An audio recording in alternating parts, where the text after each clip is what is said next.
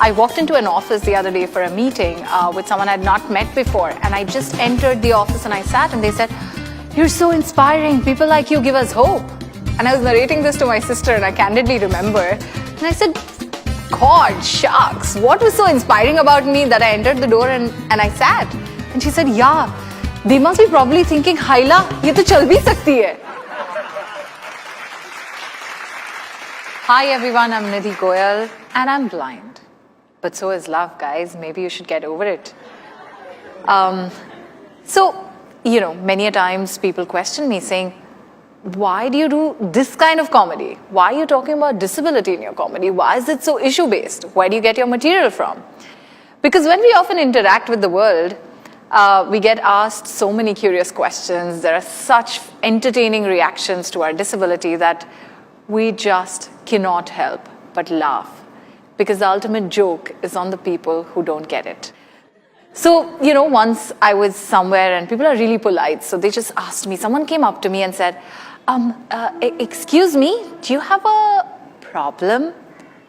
And I was, in one of my moods and I said, "No, do you?" As a teenager, I was diagnosed with an incurable, irreversible eye disorder, which would render me blind. I really didn't know what to do because till then I wanted to be a portrait painter, preparing to be this fine artist, etc., etc. And I knew one thing, that the brushes, the paints wouldn't be my friends anymore, that I couldn't pursue this dream that I had since the age of 4.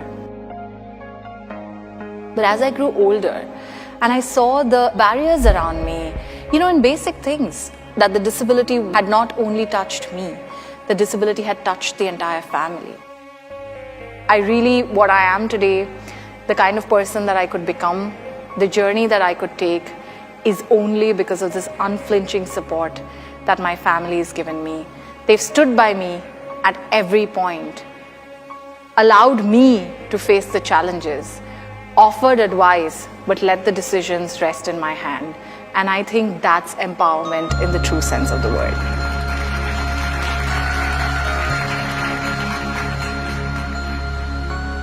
I started using comedy as a tool for change because I think comedy can really bring about serious change.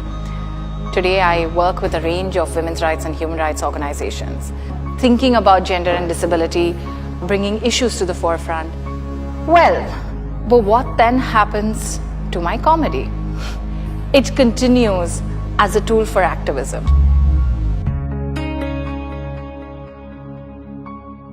I will be really happy to go out of work as an activist and more so as a comedian if ideas change, because that would mean that then I don't have any ridiculous perceptions to make jokes out of. It would be good for me. I'll be extremely glad, because that also means that the world will be a beautiful space for people with disabilities where they would be us and us would be them.